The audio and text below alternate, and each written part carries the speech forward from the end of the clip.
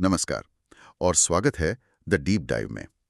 आज हम एक ऐसे सवाल की गहराई में उतर रहे हैं जो सुनने में तो बहुत सीधा लगता है, पर जिसका जवाब हमें एक पूरी यात्रा पर ले जाएगा। नमस्कार। और ये सवाल ऐसा है जो हर आध्यात्मिक साधक के मन में कभी ना कभी जरूर आता है। सवाल उठता है विष्णु सहस्त्रनाम के 19वें नाम योग वेदाम नेता से। हाँ। देखिए, हमारे पास जो स्रोत है वो श्री गायत्री ज्योतिष विद्यापीठ हैदराबाद की व्याख्या है। पिछली बार जब हमने 18वें नाम योग पर बात की थी तो एक कमाल की बात सामने आई कि भगवान विष्णु ही योग हैं। जी। मतलब वही रास्ता है और वही मंजिल भी है। एग्जैक्टली। और यहीं से एक पहेली खड़ी हो जाती है। हाँ, एक पैराडॉक्स जैसा लगता है। अगर सड़क भी वही है और मंजिल भी वही, तो फिर गाड़ी कौन चला रहा है? बिल्कुल वही सवाल। अगर रास्ता और मंजिल एक ही हैं, तो इस रास्ते पे चलने वाला, वो जो अनुभव कर रहा है, ये यात्री कौन है? क्या ये यात्रा बस एक भ्रम है? हाँ, आज की हमारी पड़ताल इसी गुत्थी को सुलझाने की है। ये सवाल बिल्कुल जड़ तक जाता है और इसका जवाब हमें योग विदाम नेता नाम में ही छिपा हुआ मिलता है। आज हम इसी को परत दर परत खोलने की कोशिश करेंगे कि इस पूरी आध्यात्मिक तस्वीर में यात्री, उसके गाइड और मंजिल का आपस में क्या रिश्ता है। ठीक है, तो चलिए इस नाम को ही तोड़कर शुरू करते हैं। पहला शब्द है योगविद। अब विद का मतलब तो होता है जानने वाला, तो क्या इसका सीधा मतलब है जो योग को जानता है? ये सिर्फ जानकारी या बुक नॉलेज की बात नहीं है। मुझे भी यही लगा। आपका अंदाजा बिल्कुल सही है। ये किताबी ज्ञान से बहुत बहुत आगे की बात है। इस व्याख्या में योगविद उसे कहा गया है जिसने परम सत्य का सिर्फ अध्ययन नहीं किया, बल्कि उसका साक्षात्कार कर लिया हो। साक्षात्कार मतलब जिसने उसे खुद अनुभव कर लिया हो। हाँ, ये जानने और होने का फर्क है। जानना और होना मतलब knowing about something versus being that something. बिल्कुल। और यहाँ एक और भी गहरा मोड़ आता है।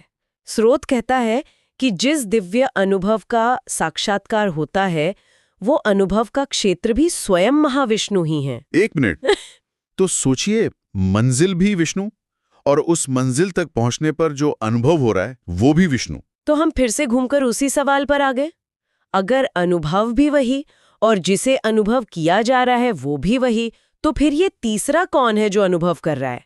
Who is the experiencer? वही। और यहीं पर स्रोत हमें श्रीमद् भगवद गीता की तरफ ले जाता है। भगवान कृष्ण का एक बहुत प्रसिद्ध श्लोक है, ममे वांशो जीव लोके जीव भूतः सनातनः। ममे वांशो। इसका अर्थ है इस संसार में जो जीव है वो मेरा ही सनातन अंश है। यहीं से जीव की बात सामने आती है। जीव मतलब हम और आप, हमारी आत्मा। हाँ, हमारी वो चेतना जो खुद को इस शरीर और मन तक सीमित मानती है। ये व्याख्या बताती है कि अनुभव करने वाला यही जीव है। अच्छा। और ये जीव भगवान की माया शक्ति के प्रभाव में है। माया एक तरह का पर्दा है जो हमें अपनी असलियत देखने नहीं देती। और मजे की बात यह है कि ये जीव है तो उसी परम भगवान का अंश। ये तो बहुत कमाल का आइडिया है। इसे समझने के लिए कोई आसान उदाहरण हो सकता है? इसे ऐसे समझिए जैसे समंदर और उसकी एक लहर। ठीक है। लहर की अपनी एक पहचान होती है, उसका अपना एक आकार होता है, एक सीमित जीवन होता है। कुछ देर के लिए वो खुद को समंदर से अलग समझती है। हाँ। पर असल में वो है तो समंदर का ही हिस्सा और अंत में उसी में मिल जाती है। जीव भी उस परम चेतना के समंदर की एक लहर जैसा है जो माया के कारण खुद को एक अलग इकाई समझ बैठा है। वाह, ये एनालॉजी तो सब कुछ साफ कर देती है। तो यात्री यानी हम भगवान का ही एक हिस्सा है जो खुद को उनसे अलग समझ रहे हैं। हाँ, और स्रोत ये भी कहता है कि इस माया को पार करना आसान नहीं है। बिल्कुल। भगवान कृष्ण खुद कहते हैं, मम माया दुरत्याया। मेरी माया को पार करना अत्यंत कठिन है। मतलब बिना उनकी कृपा के ये लहर वापस समंदर को नहीं पहचान सकती। बिल्कुल। तो एक योग्यविद असल में वो लहर है जिसने ये जान लिया है कि वो समुंदर से अलग नहीं है। आपने एकदम सही पकड़ा। योग दर्शन भी यही कहता है। हमारा जो अहम है, मैं की भावना, वो खुद को इस शरीर और मन से जोड़ लेती है। ये एक झूठी पहचान है। बिल्कुल। योगविद वो है जो इस झूठी पहचान के पार देख लेता है और अपने असली स्वरूप, अपनी सच्ची सेल्फ में टिक जाता है। स्रोत में एक और तंत्र का जिक्र है, स्वच्छंद तंत्र। वो जीव की सीमाओं के बारे में कुछ कहता है। हाँ, और ये बहुत ही दिलचस्प बात है। ये कहता है कि जीव यानी हमारी ये सीमित चेतना दो बहुत मजबूत सीमाओं में बंधी है। कौन सी दो सीमाएं? पहली है देश यानी स्पेस या स्थान की सीमा, और दूसरी है काल यानी टाइम या समय की सीमा। देश और काल, स्पेस एंड टाइम, हम तो अपनी पूरी जिंदगी इन्हीं के दायरे में जीते हैं। मैं अभी यहाँ हूँ, उस जगह नहीं। अभी ये समय हो रहा है, वो समय बीत चुका है। बिल्कुल, हमारा हर अनुभव इन्हीं दो खंभों के बीच टिका है। लेकिन स्वच्छंद तंत्र कहता है कि एक योगविद वो है जो इन दोनों सीमाओं को लांघ जाता है। लांघ जाता है। हाँ, वो समय और स्थान के बंधन से मुक्त होकर अपने वास्तविक शिव स्वरूप का अनुभव करता है। समय और स्थान की सीमा को पार करने का मतलब क्या है? क्या इसका मतलब है कि एक योगी एक ही समय में कई जगहों पर हो सकता है, जैसा हम कहानियों में सुनते हैं, या इसका कोई और गहरा मनोवैज्ञानिक मतलब है? ये बहुत अच्छा सवाल है। इसका गहरा मनोवैज्ञानिक अर्थ ये है कि चेतना उस अवस्था में पहुंच जाती है जहां वो भूत और भविष्य की चिंता से मुक्त होकर केवल शाश्वत अब में स्थित हो जाती है। वाह! वो खुद को एक शरीर या एक जीवन काल तक सीमित नहीं मानती, बल्कि अपनी अनंत प्रकृति को पहचान लेती है। सच कहूं तो यह सोचना भी मुश्किल है। सही बात है। हम तो हर पल अपने कैलेंडर और घड़ी से बंधे हुए हैं। इस बंधन के पार की चेतना कैसी होगी, इसकी कल्पना करना भी अपने आप में एक योग है। लेकिन यहाँ एक और सवाल खड़ा होता है। अगर जीव इतना बंधा हुआ है, माया में जकड़ा है, समय और स्थान में कैद है, तो उसे इस सबसे बाहर निकलने की प्रेरणा कहाँ से मिलती है? अच्छा सवाल है। इस लंबी और कठिन यात्रा को शुरू करने का धक्का कहाँ से लगता है? कोई तो होगा जो इसे इंस्पायर करता होगा। और आपका ये सवाल हमें सीधे नाम के दूसरे हिस्से पर ले आता है, नेता। नेता, लीडर या गाइड? बिल्कुल। नेता का अर्थ है जो रास्ता दिखाता है, जो निर्देश देता है, जो प्रेरित करता है। तो योगविदाम नेता का पूरा अर्थ हुआ योग के मार्ग पर चलने वालों का परम गुरु, सर्वोच्च मार्गदर्शक। अच्छा। वह शक्ति जो उस बंधी हुई जीव रूपी लहर को वापस समंदर की ओर धकेलती है। एक मिनट, ये तो दिमाग घुमा देने वाली बात है। मतलब अगर हम पिछले नाम योग को साथ जोड़ें तो रास्ता भी भगवान विष्णु है। हाँ। और अब आप कह रही हैं कि नेता यानी उस रास्ते पर चलाने वाले, गाइड करने वाले भी वही हैं। हाँ, यही इस नाम का सार है। तो फिर हम क्या कर रहे हैं? मतलब हमारी अपनी भूमिका क्या है? ये तो पूरा नजरिया ही बदल देता है। अच्छा, हमारे स्रोत में आचार्य शंकर की व्याख्या भी दी गई है। उन्होंने योगविद को कैसे समझाया है? उन्होंने एक बहुत ही सुंदर और प्रक्रिया आधारित परिभाषा दी है।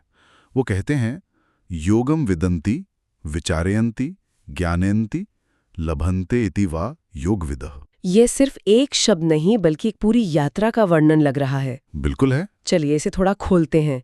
विदन्ति मतलब जो मार्ग को जानता है। हाँ। विचारयन्ति मतलब उस पर चिंतन मनन करता है। सही।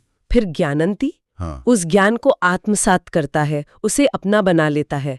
और अंत में लभन्ते यानी उस परम अवस्था को प्राप्त कर लेता है। वाह! तो योगविद वो है जो इस पूरी प्रक्रिया से गुजरता है, जानने से लेकर होने तक। ये शानदार है। और फिर आचार्य शंकर पूरे नाम योगविदाम नेता की व्याख्या कैसे करते हैं? तेषाम नेता। हाँ, वो कहते हैं तेषाम नेता ज्ञानी नाम योग क्षेमम वाहनादीन इति योगविदाम नेता। यहाँ नेता की भूमिका साफ होती है। योग क्षेमम वाहनादीन, ये सुनने में बहुत गहरा लग रहा है। इसका क्या मतलब हुआ? योग का अर्थ है अप्राप्त की प्राप्ति, यानी जो हमारे पास नहीं है, जैसे आध्यात्मिक ज्ञान, उसे पाना। और क्षेम का अर्थ है जो प्राप्त हो गया है उसकी रक्षा करना। अच्छा, योग और क्षेम। तो नेता सिर्फ रास्ता नहीं दिखाता, वो उस रास्ते पर चलने वाले की पूरी जिम्मेदारी लेता है। अरे, और इसे साबित करने के लिए वो गीता के श्लोक का हवाला देते हैं ना? बिल्कुल, वही प्रसिद्ध श्लोक, तेषाम नित्याभ्युक्ता नाम योग क्षेमम वहाम्यहम। योग क्षेमम वहाम्यहम। भगवान कहते हैं जो हमेशा मुझ में लगे रहते हैं उनके योग और क्षेम का वहन मैं स्वयं करता हूँ। ये सब कुछ साफ कर देता है। भगवान स्वयं ही आध्यात्मिक मार्ग में गाइड है, प्रेरणा है और हर जरूरत पूरी करने वाले हैं। वाह! अब जाकर सारी कड़ियां जुड़ गई हैं। तो अगर हम पूरी तस्वीर को एक साथ देखें, भगवान विष्णु ही रास्ता है, योग, वही उस रास्ते पर चलने वाले यात्री हैं क्योंकि जीव उन्हीं का अंश है। बिल्कुल। और वही उस यात्री के गाइड, प्रेरक और जिम्मेदारी लेने वाले नेता हैं। और मंजिल तो वह हैं ही। ये तो एक ही परम सत्य के अलग अलग रूप हैं। बिल्कुल सही। यात्री, मार्ग, मार्गदर्शक और मंजिल सब कुछ वही है। ये दिखाता है कि ये पूरी आध्यात्मिक प्रक्रिया उन्हीं से शुरू होती है, उन्हीं के माध्यम से चलती है और उन्हीं में खत्म हो जाती है। ये द्वैत से अद्वैत की यात्रा है। जहां अंत में सब एक हो जाता है। जीव जो खुद को एक अलग लहर समझ रहा था, उसे यह एहसास होता है कि वो, उसका रास्ता और उसकी मंजिल सब एक ही समंदर के अलग अलग पहलू हैं। पर यहाँ एक सवाल मन में आता है, अगर भगवान ही सब कुछ हैं, वही रास्ता, वही चलाने वाले, तो फिर हमारे अपने कर्मों का, हमारी मेहनत का, हमारी फ्री विल का क्या मतलब रह जाता है? क्या फिर सब कुछ पहले से तय है? यह एक बहुत ही गहरा प्रश्न है। इस व्याख्या के नजरिए से देखें तो फ्री विल या इच्छा शक्ति का मतलब ये नहीं है कि हम लहर होकर समंदर के नियमों को बदल दें। अच्छा। हमारी इच्छा शक्ति इस चुनाव में है कि हम खुद को एक अलग लहर मानते रहें या समंदर का हिस्सा बनने की कोशिश करें। प्रेरणा और कृपा भगवान की तरफ से आती है, पर उस प्रेरणा को स्वीकार करके पहला कदम उठाने का प्रयास जीव को करना होता है। जैसे गुरु रास्ता दिखा सकते हैं, पर चलना तो शिष्य को ही पड़ता है। बिल्कुल, वो चलने का संकल्प ही हमारा कर्म है। तो ये जिम्मेदारी और कृपा का एक मिला जुला खेल है। हमारी कोशिश और उनकी रहमत दोनों साथ साथ चलती हैं। बिल्कुल, ये एक डिवाइन पार्टनरशिप है। तो आज की हमारी इस गहरी पड़ताल का सार ये निकला कि हमने एक पहेली से शुरुआत की थी, यात्री कौन है?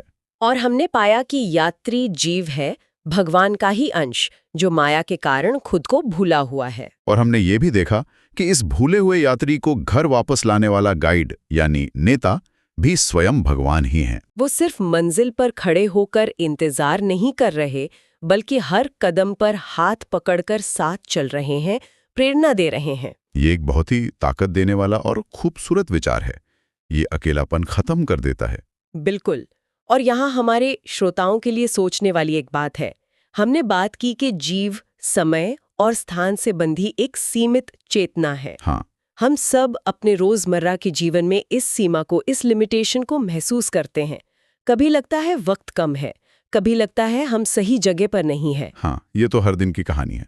लेकिन अगर यही जीव, यही सीमित चेतना असल में उस परम सत्ता का अंश है जो समय और स्थान से परे है, जो असीम और अनंत है, तो जरा सोचिए, ये इस बात का क्या संकेत देता है कि जिसे हम अपनी छोटी सी सीमित चेतना समझते हैं, उसके भीतर असल में कितनी अनंत क्षमता, कितनी इन्फिनिट पोटेंशियलिटी छिपी हुई है।